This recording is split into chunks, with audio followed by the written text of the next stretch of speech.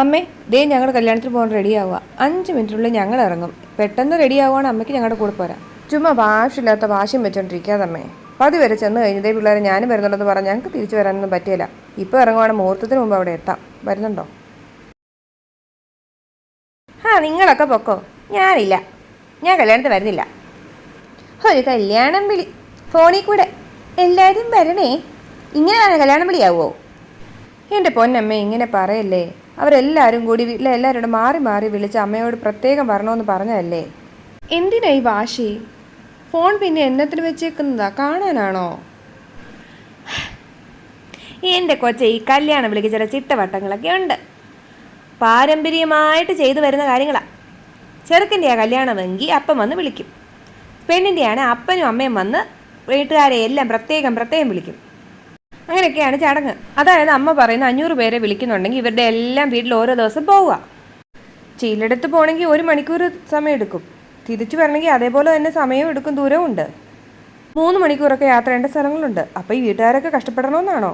ഈ കഷ്ടപ്പാടൊക്കെ ഒഴിവാക്കാനല്ലേ ഫോണൊക്കെ ഉള്ളത്. ഇനി വിളിക്കാൻ പോകുമ്പോൾ ഏതെങ്കിലും വീട്ടിൽ ആളില്ലെങ്കിൽ വാർത്തയൊക്കെ കേട്ടിട്ടില്ലേ, അവിടെ വെച്ചിരിക്കുന്ന ആ ക്യാമറ കുന്ത്രാണ്ടത്തെ നോക്കി ഞങ്ങൾ വന്നായിരുന്നു, ഞങ്ങൾ കല്യാണം വിളിച്ചു, ദേണ്ടേ കാർഡ് അവിടെ ഇരിപ്പുണ്ടെന്ന് പറഞ്ഞിട്ട് പോവും. ഇതൊക്കെ നാട്ടുകിടപ്പ്. ഇത് കല്യാണക്കുറി ഇല്ല, വീട്ടിൽ ഒന്ന് വിളിക്കുകയില്ല. ഇത് എന്നാ രീതി ഇത്? ഞാനിതൊക്കെ ആദ്യമായിട്ടാണ് കാണുന്നത്.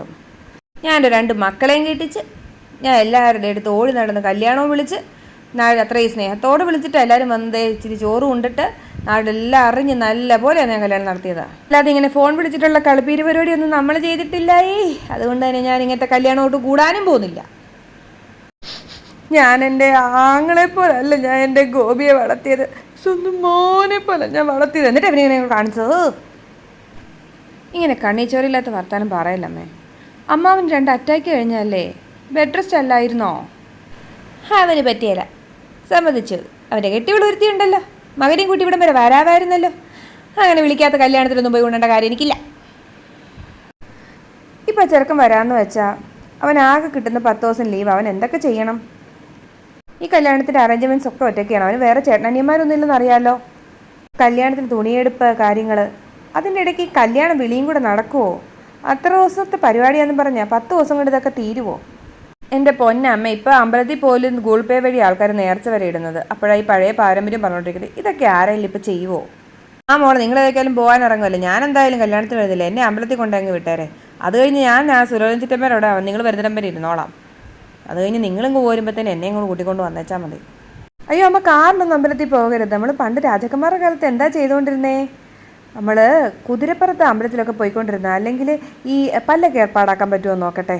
നമ്മുടെ പാരമ്പര്യം നമ്മൾ കൈവിടല്ലേ. ഞാൻ അമ്മയ്ക്ക് വേണ്ടി ഒരു കുതിരയോ പല്ലൊക്കെ ഏർപ്പാടാക്കാൻ പറ്റുമോ നോക്കട്ടെ. എന്നിട്ട് അമ്മ അമ്പലത്തിൽ പോയാൽ മതി. അതുവരെ അമ്മ ഇവിടെ ഇരിക്കുക. നമ്മളോട് ആത്മാർത്ഥ സ്നേഹമുള്ളവർ നമ്മളൊന്ന് വിളിക്കുമ്പോഴേ ഓടി വന്ന് നമ്മുടെ സന്തോഷങ്ങളിൽ പങ്കുചേരും.